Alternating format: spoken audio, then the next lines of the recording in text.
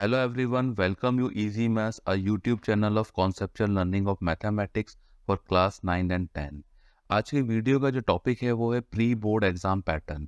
जो सीबीएसई का latest official update है वो प्री बोर्ड एग्जाम पैटर्न को लेके क्या अपडेट है उस बारे में हम बात करेंगे। यानी 2023-24 का जो ऑफिशियल अपडेशन है सीबीएसई का प्री बोर्ड एग्जाम को लेके, उसके बारे में हम आज इस वीडियो में बात करने वाले हैं कि एग्ज़ाम का पैटर्न क्या रहने वाला है, पेपर का पैटर्न क्या आने वाला है, ड्यूरेशन ऑफ एग्ज़ाम क्या रहेगा, वेटेज ऑफ एग्ज़ाम क्या रहेगा और साथ ही साथ इसकी इम्पोर्टेंस क्या है, एग्ज़ाम की जो डेट्स है वो क्या है और कौन डिसाइड करेगा एग्ज़ाम की डेट। तो इन सारी चीज़ों के बारे में इस वीडियो में हम बात करेंगे।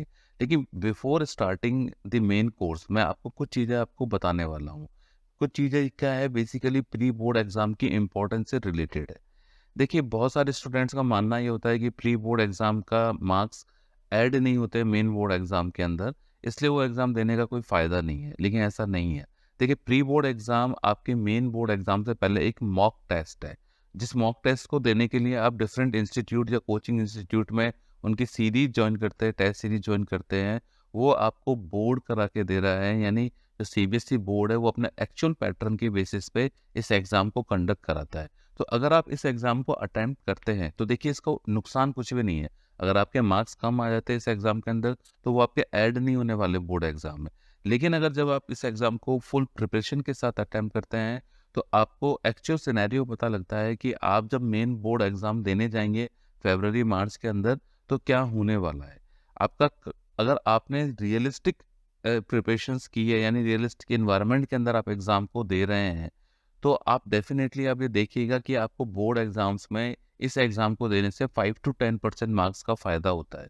क्योंकि यहाँ इस एग्ज़ाम के अंदर आपको आपकी गलतियाँ पता लगती है, सिली मिस्टेक्स पता लगती है कि क्या चीज़ें हैं जो आपको एग्ज़ाम के अंदर नहीं करके आनी है या क्या चीज़ें हैं जो आपको ध्यान रखनी है, केयर रखनी है। वो सारी चीज़ें हमको इस एग्ज़ाम से पता लगती है। जब भी हम एक्चुअल बोर्ड एग्ज़ाम में बैठेंगे, यानी जो मेन बोर्ड एग्ज़ाम होगा, जिसका फुल वेटेज होगा, तो हमको ये चीज़ें ध्यान रहेगी कि हमने वहाँ क्या गलती की थी। फिर जो दोनों का पैटर्न है मेन बोर्ड एग्जाम का और प्री बोर्ड एग्जाम का रिजेंबल करता है।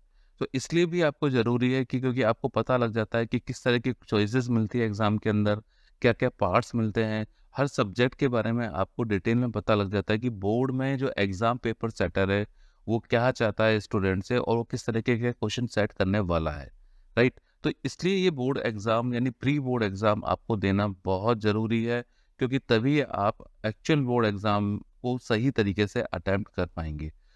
ये सारी चीज़ों के साथ मैं स्टार्ट करता हूँ इस वीडियो को। मेरा फोकस रहेगा वो मैथमेटिक्स के ऊपर रहेगा। जो क्लास 10 का मैथमेटिक्स है उसके ऊपर ज़्यादा फोकस रहेगा। वैसे ओवरऑल पैटर्न एक ही रहता है, बट मैथमेटिक्स में एक दो क्वेश्चन प्लस माइनस होते हैं, तो उसके ऊपर मैं ज़्यादा फोकस करूंगा। ठीक है, तो मैं स्टार्ट करता हूँ 2023-24 सीबीएसई के लेटेस्ट पैटर्न को, प्री बोर्ड एग्जाम पैटर्न को। राइट। तो सबसे पहली बात है कि एग्जाम डेट्स देखिए, यहाँ पे जो सीबीएसई का जो कहने को तो सीबीएसई का ये प्री बोर्ड एग्जाम है, लेकिन सीबीएसई इसकी डेट डिसाइड नहीं करता, स्कूल्स इसकी डेट डिसाइड करते हैं। तो हर स्कूल की डेट वेरी करती है। नॉर्मली नवंबर लास्ट से अर्ली दिसंबर में प्री बोर्ड एग्जाम तकरीबन इंडिया के अंदर हर जगह स्टार्ट हो जाते हैं। ठीक है ना, थोड़ा बहुत प्लस माइनस टाइम वेरी कर सकता है। तो ये डिसाइड करता है basically school.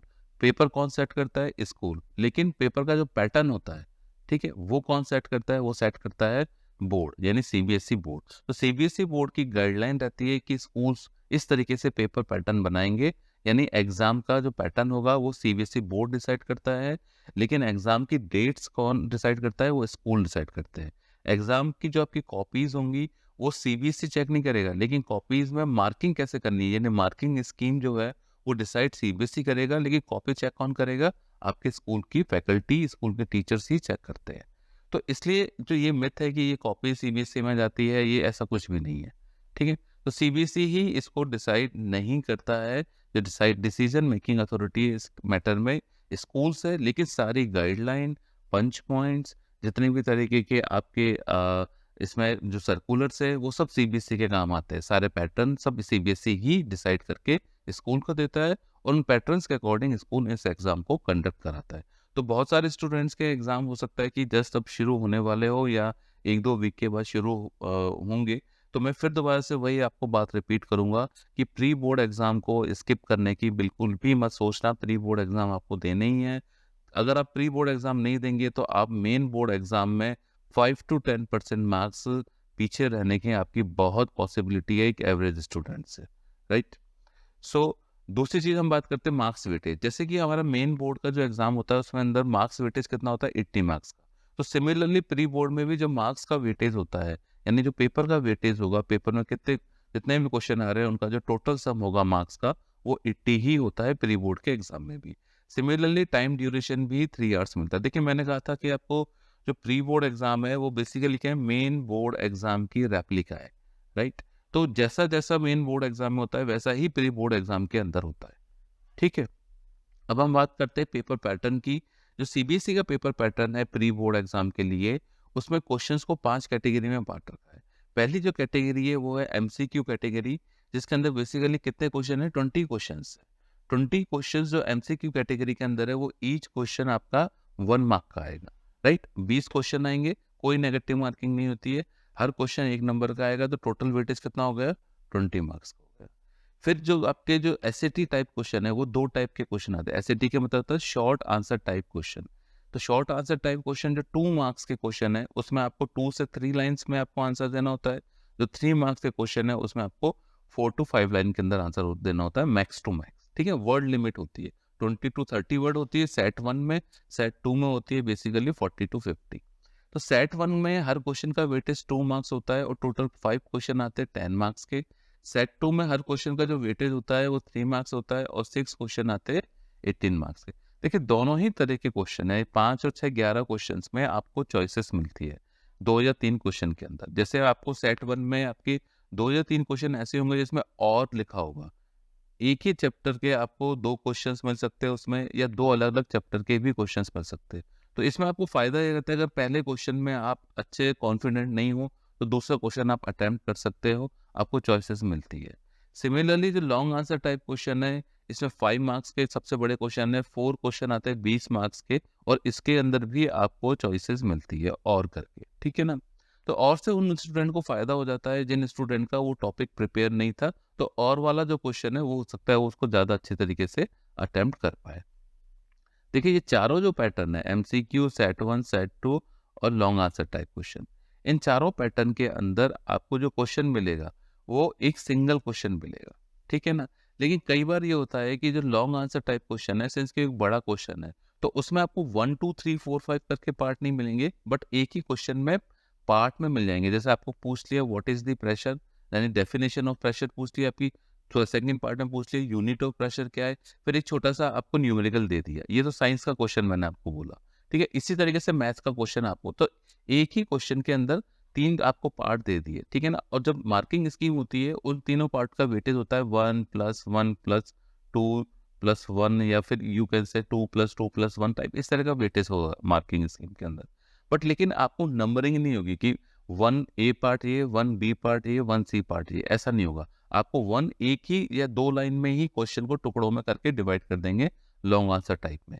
MCQ set 1 set 2 में सिर्फ एक ही क्वेश्चंस मिलेगा आपको, कोई पार्ट में नहीं मिलेंगे। लेकिन जो मैं आपको बताना चाह रहा हूँ वो है केस बेस्ड क्वेश्चन, जो है जो बेसिकली जिसको हम बोलते हैं कॉम्पिटेंसी बेस्ड क्वेश्चन। इसमें जो 4 मार्क्स का क्वेश्चन आता है, यानी 3 क्वेश्चन आएंगे आपके 4 मार्क्स के, टोटल 12 वेटेज के। जो 4 मार्क का एक क्वेश्चन होगा उसका पार्ट होगा 1 + 1 + 2। डेफिनेटली यहाँ पे 3 पार्ट मिलेंगे, यानी 1A 1B 1C के नाम से आपको 3 पार्ट मिलेंगे केस बेस्ड क्वेश्चन में। तो केस बेस्ड क्वेश्चन में बेसिकली क्या होता है, मैं एक अलग से वीडियो बना के आपको एक्सप्लेन भी कर चुका हूँ, बट फिर भी एक शॉर्ट में बता देता हूँ। केस बेस्ड में आपको क्या होता है कि एक पैराग्राफ दिया होता है, एक स्टोरी दी होती है, उस स्टोरी के बेस के ऊपर आपको जो क्वेश्चंस के पार्ट है आपको 1A 1B 1C वो आपको सॉल्व करने होते हैं, ठीक है। तो ये काफ़ी स्कोरिंग भी रहते हैं, और अगर आपका एक पार्ट गलत हो गया तो आपके आगे के पार्ट गलत होने के चांसेस भी रहते हैं, तो इसमें अंडरस्टैंडिंग बहुत अच्छे से करनी पड़ती है। तो ये ओवरऑल जो एग्जाम का पैटर्न रहेगा ये आपका प्री बोर्ड का पैटर्न रहेगा, जो मैंने आपको भी यहाँ पे एक्सप्लेन कर दिया है।